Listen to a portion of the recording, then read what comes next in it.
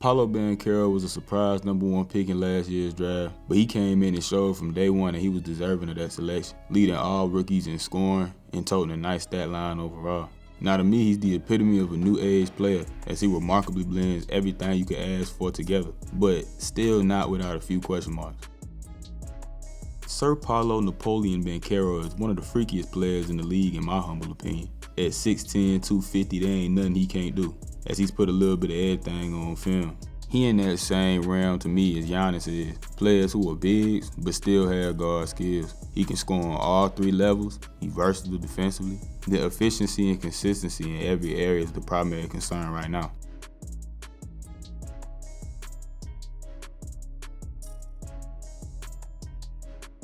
Paolo got a pretty decent handle, and that, alongside his size, aid him in getting to the rim.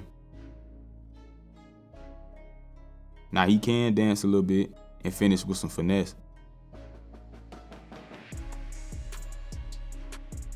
But for the most part, from what I've seen, I call him a power player. And when he really decided to put his head down and play above the rim, he tough to stop. Overall though, he's not the elite finisher I think he can be just yet. Now he good at the rim, giving you 62% though, but he only shot 45% on overall drive. Now I chalk this up to two main things. One being that Paolo isn't the most explosive vertically. A tremendous athlete indeed, but he is a notch or two down from the freakiest mutants that we've seen with somewhat similar profiles to him. That's fine though, nothing too crazy. What really hurts him the most is the decision to take some very tough short shots. And when I say tough, I do mean it. Taking them over a defender or two at times. Sometimes it's forcing a shot that might not be there. Again though, the flashes are remarkable and they got a lot more frequent as the season continued. And on the finesse side, his go-to is the Euro.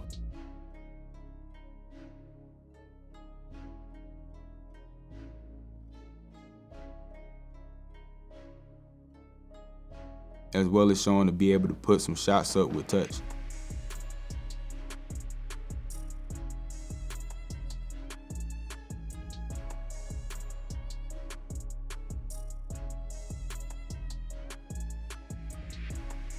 But in transition, I'ma be honest, you might just want to move out the way. He puts everything that makes him so intriguing together, and it creates a terrifying tank barreling down at you.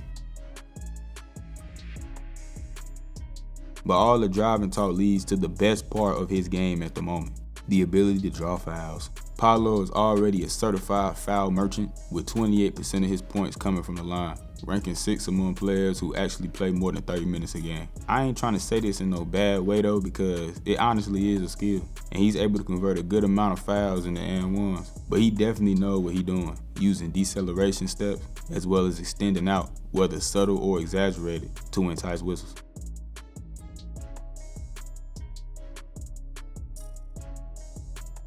And of course, directly initiating the contact always puts you in good favor with NBA refs.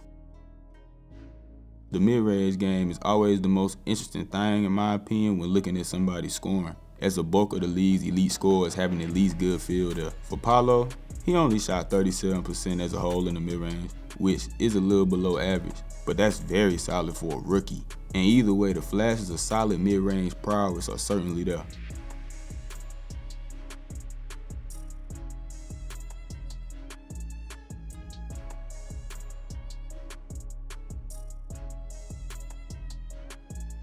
Now, onto the three ball.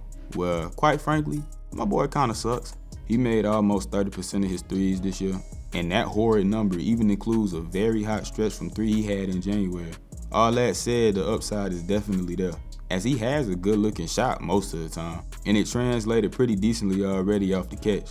He shot 34% in catch and shoot situations this year, and definitely seemed to be a lot more comfortable in them situations for the most part.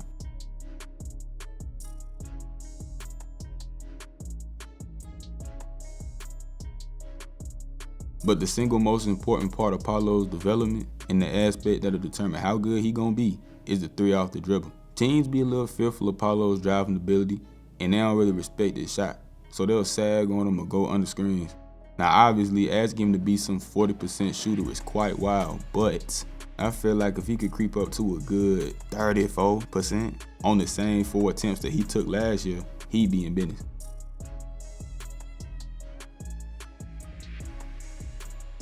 Things are also very interesting defensively, where the potential is astronomical. Paolo has really quick hands,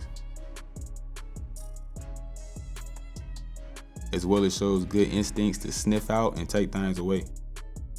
His fluid athleticism also shows itself in one-on-one situations,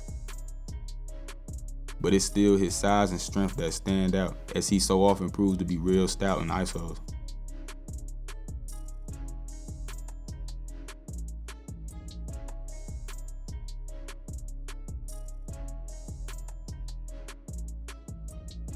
Do you know how terrifying it is to have somebody Paolo's size sprinting at you to block your shot? Nah, for real though, all his attributes aid him when closing out.